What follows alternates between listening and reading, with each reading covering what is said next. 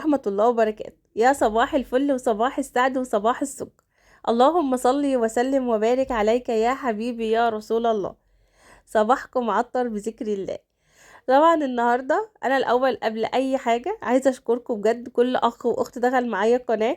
ربنا يخليكم ليا يا رب. لو اقول لكم انتوا اللي بتدوني بجد الطاقه الايجابيه، مش انا اللي بديها لكم. ربنا يديمكم في حياتي يا رب. نعم. وطبعا لو انت بقى جديده معانا في القناه، يا ريت تشتركي في القناه وتفعلي زر الجرس عشان يوصلك كل جديد، عشان عيلتنا تكبر وتكبر. انا بقى بصراحه النهارده كنت محتاره اطبخ ايه. بس بصراحه يعني مش عايزه اكل بقى اكل تقليدي اللي احنا متعودين عليه، طبيخ طبيخ يا جماعه. مش عايزه اطبخ طبيخ، انا عايزه اكل حاجه مختلفه. المهم بصراحه هي ضربت في دماغي كده ان انا اعمل همبرجر.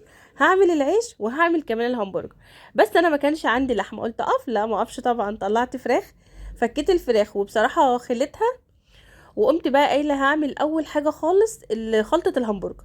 طبعا بقطع الفراخ وبقطع معاها بقى 4 بصلات حلوين كده، وبقطع بصلايه وفلفل الوان، بس ما تكتريش الفلفل الالوان، وحته كده بقى مشطشطه كده. وكمان فصين 3 توم. الوصفه دي ما تحطيش فيها شبت لا خالص. يعني هضربها بقى بالكبه ضرب حلو جدا. وهبدا بقى ان انا انزل عليها بالبهارات. البهارات بقى اللي انت عايزاه، اصل البهارات ديت يعني حسب يعني رغبتك ايه. طبعا اول حاجه اظبطي ملح الكفته معاك، لان طول ما الملح بتاعها مظبوط هيبقى لها طعم حلو قوي. انا حطيت ملح وحطيت كمون وحطيت كزبره وحطيت فلفل اسمر وحبه فيجيتار فراخ. بالنسبه بقى للبقسماط، انت هتحطي البقسماط على ما حسب تحسي ان يعني ان الخليط ده اتلم معاكي، عشان طبعا تعرفي تشكليه. طبعا انا هخلصه واعجنه عجن كويس جدا بحيث ان البهارات دي تندمج معاه كله. وبعد كده بقى هحطه في الفريزر، مش هحطه في التلاجة لا، دخليه الفريزر على طول. الحاجات ديت لما بتعمليها في الفريزر بتبقى جميلة جدا. ويا سلام كمان لو انت شكلتيه ودخلتيه كمان الفريزر قبل ما تستعمليه، هيبقى احلى واحلى. بس انا بصراحة ما حطيتوش الا في المرحلة دي بس في الفريزر، لان فعلا ما كانش فيه وقت خالص. هعجنه بقى عجن كويس، يعني انا عجنته بالمعلقه بس ما اقتنعتش بصراحه، اديته شويه بايدي برضه. وهغطيه بقى وهدخل ده الفريزر.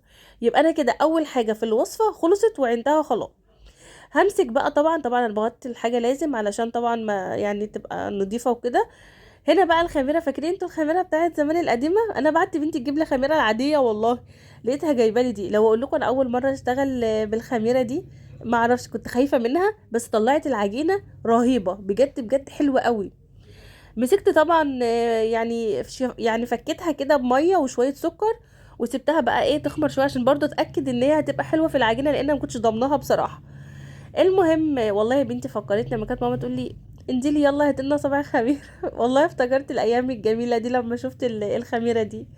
المهم هنا بقى كنت بعمل عجينه. جبت دقيق وحطيت عليه سكر، وكمان هحط عليه بيضه وشويه ملح، وهحط زيت وقطعه سمنه. احط بقى الخميره دي وهعجنها عجنه محترمه. بصي، انا مش عايزه العجينه المره دي تكون ناشفه، لا انا عايزاها طريه زي ما انتوا شايفينها كده. وهعجنها بالمنظر ده لما لحد ان انا المها. يعني بمعنى اصح ان العجينه بتشد في ايدي لسه، مش ان ايدي خلاص اتخلصت منها. ليه بقى انا بعمل الحركه دي؟ انا عايزه العيش هش مش ناشف او ان هو مكتوم. طبعا هدهن وشها زيت وهغطيها بقى وهسيبها بقى ايه في جنب تختمر. تختمر براحتها، انا عايزاها تختمر يعني خمران اللي هو بقى مش ان هي يا دوبك ارتفعت، لا انا عايزاها تخمر خالص. في الوقت ده بقى كان عندي جوافة بصراحة في التلاجة، قلت ايه اسلي نفسي بالمرة اعمل الجوافة دي عصير. يعني حرام الجوافة يعني تبوظ وكده، قلت لا خلاص انا هطلعها اعملها عصير واشرب لي كوباية حلوة كده على ما العجينة تختمر براحتها. المهم وانا بشرب بقى العصير كده وقاعدة رايقة، لقيت جوزي جايب لي الخضار ده. انا طبعا كنت قلت له هات لي خس وكده علشان الهمبرجر. المهم همسك بقى انضفه. طبعا الاطراف بتاعه الخس دي انا ما برميهاش بصراحه، بيبقى طعمها في المحشي حلو جدا. انا بحب بصراحه اي محشي اخضر، سواء بقى خس او ورق عنب او اللي هو السلق بتاع زمان، بيبقى كله بصراحه طعمه حلو قوي. جوزي جايب لي بقى بتاع اللهم صل على النبي كوسه وبرنجان وادي بقى ورق خاص، عايزين بس كرنباي. ونعمل بقى ايه اجدعها حله محشي تدفينا بقى في البرد ده. وانا بقول لجوزي انا عامله لكم عدس يدفينا، قال لي لا هو اللي بيدفي المحشي. والله هو معاه حق برضه بس برضه والله العدس بيبقى جميل. المهم هنا بقى ايه، كنت خلاص نضفت الخضار، بقوم بس حاطه معاه نقطه خل كده. وهمسك بقى ورق الخس ده كله اشطفه، لان مهما كان برضه بيبقى فيه طين. انا عارفه ان انتوا اكيد سامعين صداع بس والله العظيم ولادي وجوزي قاعد بيذاكر لهم، ويعني بقى لما بيقعدوا هما التلاتة يذاكروا هو دي بتبقى الصوت يعني، فما تقلقوش يعني مفيش حاجه، الامن مستتب وكل حاجه. المهم هنا بقى بوريكم ان انا خلاص نضفت الخضار وكمان غسلت اطباقي وحاجتي كلها. وهنا بقى ايه خلاص هبدأ بقى ان العجينه خلاص هي كده ما شاء الله اختمرت عندي جدا. هجيب بقى الصواني دي وادهنها زيت. انا بحط في الصينيه زيت ليه؟ لان انا ما عنديش ورق زبده. فمكان ورق الزبده عشان معاكي العيش يطلع شكله حلو من تحت وكمان ما يلزقش بالذات في الالومنيا، تقومي دهنه الزيت دي. همسك بقى العجينه اكورها كور، بس كور يعني محترمه شويه مقلبظه كده وحلوه عشان الرغيف عندي يبقى حلو كده ويملى العين. شايفين بقى انا خدت الكوره ودورتها واديتها بس يعني ضغطتين بس بصوت كده، علشان انا مش عايزاها مفروده ناشفه، انا عايزاها ابه بحيث ان انا اعرف ان انا افتحها، عشان ده طبعا عيش مش قرص عاديه. المهم زي ما انتم شايفين انا بظبط التدويره بتاعتها وشوفوا بضغطها ضغطتين بساط، بس في نفس الوقت هي مرتفعه يعني مش مبططه خالص زي القرص. هكمل بقى الكميه كلها. بس بامانه بصراحه العجينه كانت حلوه جدا، بصراحه العجينه كانت هايله. اصلا شايفين معايا عامله ازاي؟ ما عادتش بقى بتشد ولا حاجه زي ما احنا كنا بنبططها بنخبزها. وشايفين بقى منظرها عامله ازاي؟ طبعا انا لازم بغطي وشها زي ما احنا متفقين عشان وشها ما يحصلوش اي حاجه، لان انت بتحسي اصلا ان وشها شقق وما عادش حلو. هنا بقى طبعا انا بحاول اظبط ايدي على قد ما اقدر بحيث ان الرغيفه كلها تبقى مظبوطه. بس هكمل بقى الكميه كلها في الصواني. وبعد كده خلاص هو كده اصلا الاولانيين كانوا خلاص اختمروا. هبدأ بقى ان انا ايه ادهن وشهم وادخلهم الفرن. على فكره انا كنت في الوقت ده مشغله الفرن، يعني كانت حرارته حلوه جدا عشان كده انا ما غابش العيش عندي. يعني العيش عندي في ثانيه كان خلاص خلص. هنا بقى انا بدهن وشها طبعا زي ما انتم عارفين، انا ممكن على فكره ما ادهنش وشها بس انا مش ضامنه لونه هيبقى ايه، بالطريقه اللي انا بعملها دي لونه بيبقى حلو جدا. همسك بيضه ونقطه خل بس علشان زفاره البيض، وهبدا بقى ان انا ادهن وشه كله. بس شوفوا انا بدهن ازاي، بايد خفيفه بحيث ان انت ما تطلعيش الهواء من الخميره الوقت، لان هو كده اختمر لي تاني مره. المهم طبعا هدهن الوش، هدهن الكميه كلها.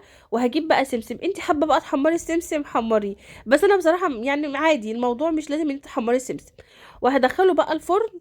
وبعد كده بقى ايه برضو دوت هغطيه مش هسيبه بقى مكشوف، هغطيه بتاع اللهم صل على النبي اكياس وبالفوطه وهسيبه بقى في جنب. في الوقت بقى هبدأ بصراحة اجهز بقى الهمبرجر، يعني خلاص بقى آن الاوان ان انا اجهزه. هعمل ايه بقى؟ هجيب جريلا على البوتاجاز وهجيب زيت وادهنها بفرشتين زيت كده. وهبدأ بقى ان انا شايفين العيش بصراحة كان طالع حلو جدا، وشايفين كمان لونه بجد لونه بيبقى حلو، شايفين برضو من تحت. انا كده على فكرة حطاه على الشبكة، فاكرين يوم الحواوشي نفس الشكل بالظبط، حطاه في الفرن في اللي هو الرف الاولاني، ومهدية النار على الشواية، ومشغلة من تحت. بصوا بيحمر من تحت ومن فوق وبيستوى جدا. هنا بقى ده طبعا يعني شكلت بقى الهمبرجر اللي هو بالطريقة الدايرة دي، انا ما عنديش والله المكنة بتاعته، بس شوفوا انا بعمله ازاي، كورة وبقوم مبططة شايفين انتوا زي الطعمية بالظبط كده بس مفرودة شوية، وهحطها عفوا. بس بقى ايه اللي هتعمليه؟ هدي النار خالص على قد ما تقدري، لان طبعا انت لو عليتي النار هيدي بقى لون من فوق ومن تحت، وفي نفس الوقت مش هيستوى من جوه. فانا بهدي عليه النار وبقلبه يعني كل شويه بقلبه لحد ما ياخد اللون اللي انا هوريه لكم دلوقتي، خلاص هو كده استوى. ليه بقى؟ لان انا مهديه النار مش هياخد بقى اللون ده إلا لما يكون هو فعلا استوى. بس هكمل بقى الكميه كلها، طبعا بحط بقى زيت عشان يعني يستوي حلو كده. شايفين بقى اللون اهو، بقلب بقى كل شويه بقلب، بيدي بقى اللون. طبعا ريحتها كانت حلوه جدا، الملح بتاعها والبهارات بتاعتها كانت مظبوطه جدا. هعمل بقى زي ما انتم شايفين طبعا اللي كده بجيبها بقى في النص، اللي ما احمرتش قوي بجيبها في النص وبكمل بقى الكميه. في الوقت ده بقى كان صينيتين العيش اللي لسه في الفرن. وكده بقى ايه انا بدأت اخلص بطلع بقى عشان احط ايه الدور التاني. انا معايا بصراحة الهمبرجر خد 3 ادوار يعني، على الجريلا دي خد، انا كان ممكن عملت صينيتين، بس والله هو ما تأخرش يعني ما جابش الحاجة خلصت على طول. المهم بقى هكمل الكمية، بس كنت بقى بصراحة بشوف العيش انا يعني انا هوريهولكوا. بس انا رجعت دخلته الفرن كمان يعني همسة بسيطة كمان كده، يعني دخلته الفرن كمان سن هدخله يبقى كده خلاص. بصوا انا عايزه اقول لكم حاجه، انا النهارده الحمد لله يا رب انكتب لي عمر جديد فعلا. دي حقيقه. انا النهارده ولادي راحوا المدرسه، وانا خلاص مفيش نظفت الشقه على السريع لان هي الشقه اصلا كانت نظيفه. وخلاص قاعده بقى برضه بصراحه على تعليقكم. فانا غصب عني انا نمت وكان اللبن انا حطاه على البوتاجاز يغلي. بصوا انا نمت من الساعه 9:30 لحد الساعه 12:30، والله ما حسيت بالدنيا كلها. انا اصلا اللي صحاني رن التليفون، ماما كانت بتتصل تطمن عليا، لولا كده انا ما كنتش هصحى كمان. انا قمت، يعني الحمد لله، انا بحمد ربنا ان اللبن لو كان فار ونزل على البوتاجاز طبعا كانت النار هتطفي 3 ساعات، الغاز كان هيطلع، وانا كمان كنت نايمه مش داريه بالدنيا كلها. ففعلا الحمد لله يا رب، الحمد لله ان ربنا وقف معايا، ان عدى الموضوع ده على خير. انا والله لغايه دلوقتي لسه مخضوضه، بس ده نعمه من عند ربنا ان ربنا عداها على خير. انا صحيت لقيت اللبن لسه والع عليه والغاز شغال، هو فار بس الحله يعني كانت اكبر من كميه اللبن، ففار في قلبها. انا بقول لكم اللبن لقيته اصفر، فانا ذهلت من المنظر. فالحمد لله يا رب انها جت على قد كده. انا بس بعرفكم اوعي تكوني مثلا مرهقه او تعبانه. طبعا انا مرهقه بسبب اليومين اللي فاتوا امتحانات ولادي، يمكن بخلص شغلي وبمنتج الفيديو وبنزله، وبعد كده بقعد اذاكر لهم ممكن لحد الساعه 1 او 2، يعني هم بيجوا من المدرسه يناموا شويه فبيعوضوا، انما انا ما بنامش الا بالليل. فالحمد لله انها جت على قد كده. انا بس بنصحكم ان اوعي تشغلي البوتاجاز وتقعدي حتى لا لبن او اي حاجه، خليكي واقفه جنبها ما تخلصي. المهم بقى هنا طبعا الوصفه اولا يا رب ربنا يسترها معانا جميعا. ده بقى العيش طلعته بقى، بصراحه كان شكله حلو جدا. جبت بقى المكونات بتاعه الهمبرجر اللي هو خس وكمان طماطم، وهجيب بقى الفراخ. شوفوا عملت كمية قد ايه، والله انتي لو بتشتري الحاجات دي كلها هتبقى بمبالغ وقدرها. عملتها في البيت بمكونات اصلا عندك في البيت. حبيت بقى ادلعهم شوية بقى، جبت لهم شيبسي وجبت لهم كاتشب ومايونيز، وجبت لهم بقى دي جبنة شيدر عندي، قلت بقى تعويض من الجبنة البرزونية التانية لان بصراحة ما كانتش عندي. همسك بقى اعمل لهم السندوتشات. طبعا انا بتمنى ان فيديوهاتي تعجبكم، وطبعا ما تنسونيش بقى باللايك لان اللايك هو اللي بيرفع الفيديو. بحبكم في الله اخواتي بجد، انتوا اغلى حاجه عندي. لو اقول لكم النهارده كان ممكن معرفش انزل فيديو بس ما قدرتش اتاخر عنكم. ربنا يخليكم ليا يا رب. بحبكم في الله، مع السلامه.